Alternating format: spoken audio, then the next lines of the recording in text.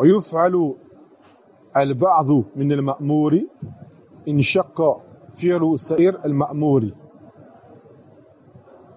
ويفعل البعض من المأمور إن شق فعل سائر المأمور. Et cette règle va revenir à ce qu'on a pris au début qui est al-mashaqqa tajdib al-taysir. Al-mashaqqa tajdib al-taysir. Que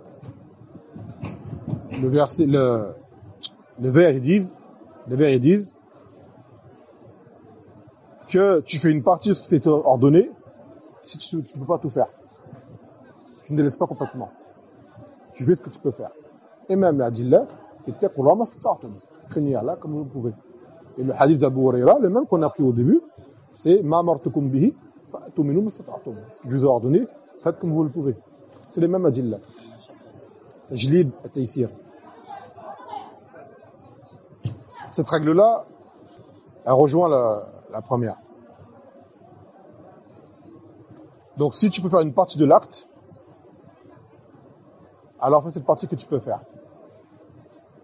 مثال ذلك الذي مثلا un homme est en voyage, il a de l'eau potable pour boire, une quantité définie. Et l'heure de la salat arrive. يحتاج أن يتوضأ. S'il prend cette eau-là pour boire, pour faire l'ozo, et qu'il ne sait pas s'il va trouver de l'eau par la suite, il n'aura plus d'eau pour boire. Hein? Donc à ce moment-là, il lui permet de faire tayammum.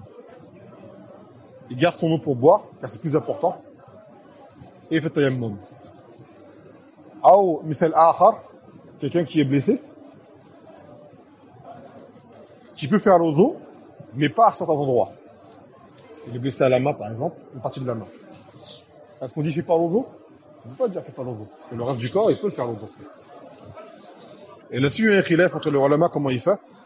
Certains disent, et c'est l'avis le plus simple, qu'il fait l'ozo et qu'il essuie seulement légèrement sur la partie. Alors s'il a un pansement, il essuie sur son pansement.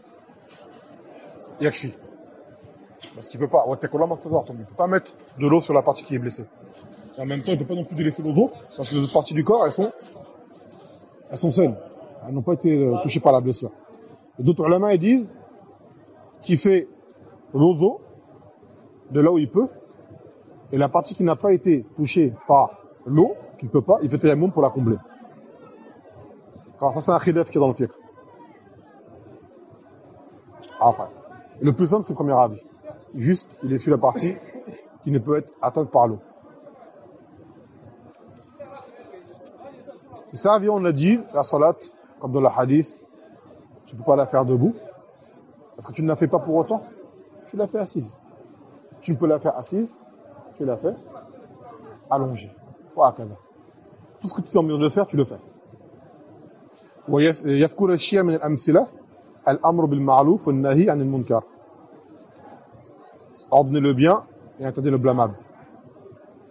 Qu'est-ce qu'on fait? Première étape, mahi باليد.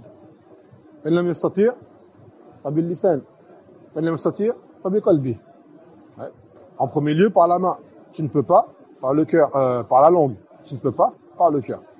Dès que tu peux pas faire une chose, tu passes à celle qui est en dessous. Ça revient à la règle. Al-mashaqqa tajdib at-taysir. On l'avait expliqué, ça c'est pas une gharaib al-fiqh. Ce hadith-là, malgré ce qu'il dit, dans le waqi', le Nabi sallallahu alayhi wa sallam ne l'a pas appliqué comme ça. Premièrement, il parlait. En premier, il parlait. Maintenant, il y a des actes, c'est obligé, il faut que tu agisses. Si tu as autorité. Quelqu'un va faire une chose de mot, par exemple ton fils va faire une bêtise, tu l'attrapes, tu l'empêches. Par exemple. Ou tu es un homme de pouvoir, un policier ou quoi, genre par exemple ils sont en train de se bagarrer, tu les sépares. Tu dis pas arrêtez, tu dis qu'ils sont dans la bagarre, tu sais qu'ils vont pas écouter. Tu viens direct, tu les sépares, par exemple, par la main. Et d'autres fois, comme tu as dit, c'est la langue. Quelqu'un il fait une chose, tu lui dis crains Allah, ne fais pas ça, par exemple. Parce que si jamais tu prends par la main, ça peut déborder. Voilà,